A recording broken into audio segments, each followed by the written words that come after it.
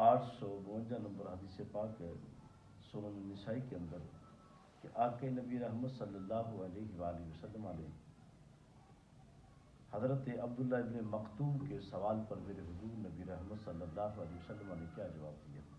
ویسے بھی ہم سب کو مسجد میں آ کر باجماعت نماز پڑھنی چاہیے اور فرض کی نماز کسی صورت بھی گھر نہیں پڑھنی چاہیے بامر مجبوری۔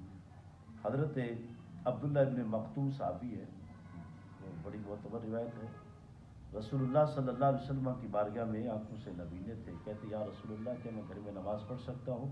میرے حضور نبی رحمت صلی اللہ علیہ وسلم نے فرمایا کہ تمہارے کان کے اندر حی علی الصلاۃ حی علی الفلاح کی آواز نہیں آتی؟ عرض کی یا رسول اللہ وہ تو آتی ہے۔ تو پھر میرے محبوب صلی اللہ علیہ وسلم نے فرمایا کہ تمہارے لیے گھر میں نماز پڑھنا جائز نہیں ہے، تم مسجد میں آ کر باجماعت نماز میں شریک ہوا کرو۔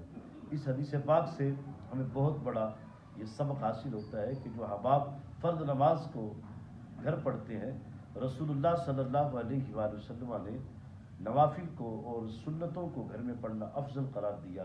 حضور جانا سرکار دو عالم صلی اللہ علیہ وسلم فرائض کے علاوہ نوافل کو اور سنتوں کو اپنے حجرہ مبارک میں ہی ادا کر لیا کرتے تھے، اور باقی نماز کو رسول اللہ صلی اللہ علیہ وآلہ وسلم فرض کو مسجد کے اندر ہی پڑھا کرتے تھے۔ اور ہمیں کوشش کرنی چاہیے ہم باجماعت نماز ادا کریں۔ جب ایک نبینے صحابی کو اجازت نہیں ملی تو پھر ہم اور آپ کون ہوتے ہیں کہ گھر میں فرض نماز کو پڑھیں؟ تو مسجدیں بنائی اس لیے جاتی ہے کہ ہم اکٹھے ہو کر اللہ کی عبادت کر سکیں، اگر باقی نماز اگر گھر پڑھیں تو زیادہ افضل ہے۔